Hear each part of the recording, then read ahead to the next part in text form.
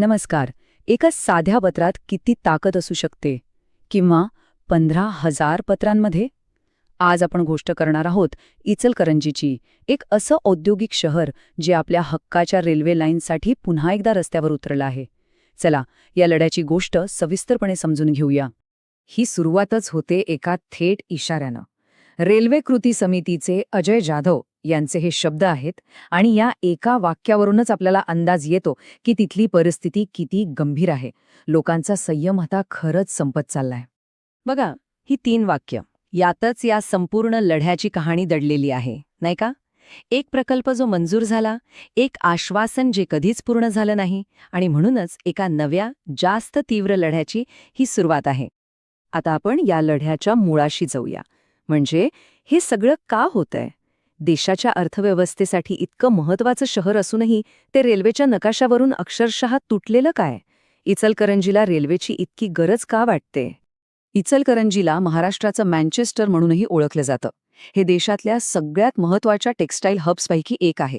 जरा विचार करा, रोज हजारो टन कापड आणि सूत इथून निघतं आणि संपूर्ण देशभर पोचतं. यावरूनच आपल्याला या शहराचं आर्थिक महत्त्व कळतं.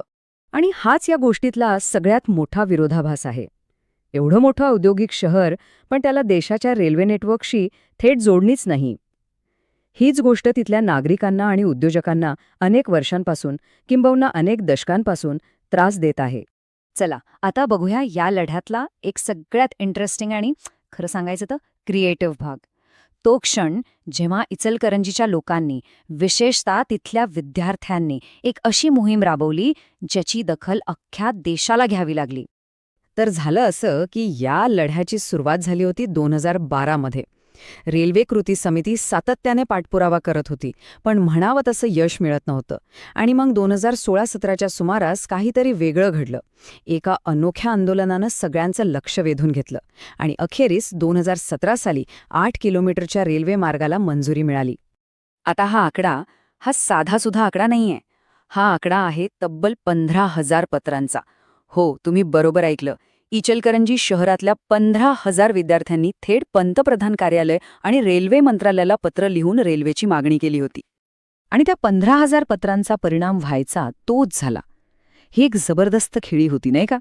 विचार करा, 15,000 मुलं जेव्हा पत्र लिहून रेल्वे मागतात, तेव्हा कोणत्याही सरकारसाठी त्याकडे दुर्लक्ष करणं जवळजवळ अशक्य होऊन बसतं.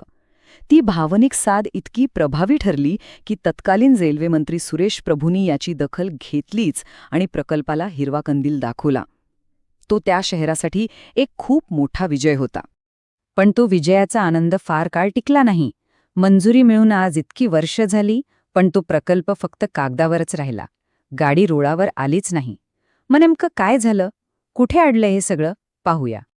तर बघा, एका बाजूला आश्वासनं होती. 2017 मध्ये प्रकल्प मंजूर झाला, सर्वेक्षण पूर्ण झालं, अगदी बजेटमध्ये तरतूदही झाली. पण दुसऱ्या बाजूला वास्तव काय आहे? आज इतक्या वर्षानंतरही बांधकाम सुरू झालेलं नाहीये. प्रकल्प पूर्णपणे रखडला आहे. मग हे सगळं अडकलं कुठे? यामागचं मुख्य कारण म्हणजे निधी. केंद्र आणि राज्य सरकारमध्ये खर्चाची वाटणी 50-50% करायची असं ठरलं होतं. पण याच तांत्रिक गोष्टींमध्ये प्रकल्प अडकून पडला. आणि त्यासोबतच नागरिकांमध्ये एक तीव्र नाराजी आहे की स्थानिक लोकप्रतिनिधींनी या विषयाचा जितका प्रभावी पाठपुरावा करायला हवा होता तितका तो केला नाही. आणि मग इतकी वर्ष थांबून झाल्यावर आता इचलकरंजीच्या लोकांनी ठरवलं की बस, आता बास झालंय. याच पार्श्वभूमीवर या लढ्याला एक नवी ऊर्जा देण्याचा प्रयत्न पुन्हा सुरू झाला आहे. आपण आता कथेच्या अगदी वर्तमानात आलो आहोत. अगदी याच वर्षी रेल्वे कृती समितीने प्रांत कार्यालयासमोर 1 दिवसीय धरणे आंदोलन केलं. या एका आंदोलनाने त्या शांत झालेल्या मागणीला पुन्हा एकदा चर्चेच्या केंद्रस्थानी आणलंय. जणू काही या चळवळीत पुन्हा एकदा प्राण फुंकले गेले आहेत. आणि यावेळच्या आंदोलनाचं वैशिष्ट्य म्हणजे याला मिळालेला पाठिंबा.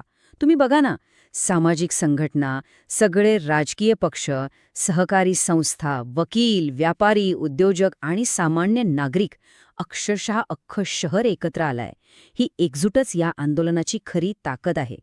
तर आता सगळ्यात मोठा प्रश्न हाच आहे. अनेक वर्षांचा हा संघर्ष, 15,000 पत्रांची ती ताकद आणि आता पुन्हा एकदा एकवटलेला समाज, ही नवी जनचळवळ इचलकरंजीच्या रेल्वेचं स्वप्न पूर्ण करू शकेल का? याचं उत्तर आपल्याला येणारा काळ